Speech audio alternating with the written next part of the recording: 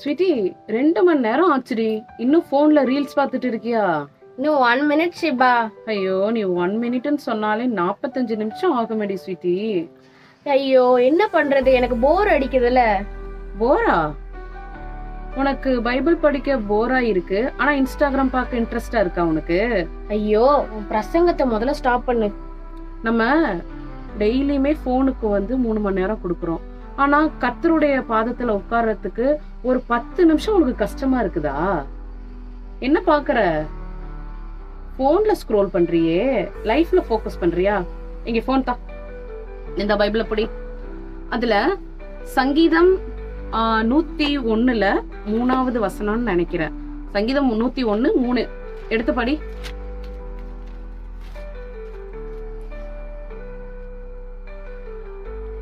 தீங்கான காரியத்தை என் கண்முன் வைக்க மாட்டேன், வழி விலகுறவரின் செய்கையை வெறுக்கிறேன், அது என்னை பற்றது. பைபிள்ல கூட இந்த மாதிரி எல்லாம் போட்டிருக்காங்களா?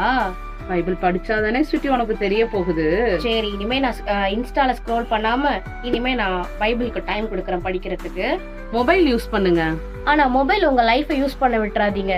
காடுக்கு டைம் கொடுங்க, லைஃப் ஆட்டோமேட்டிக்கா சேஞ்ச் ஆகும். கர்த்தர் உங்களை ஆசீர்வதிப்பார். God bless you.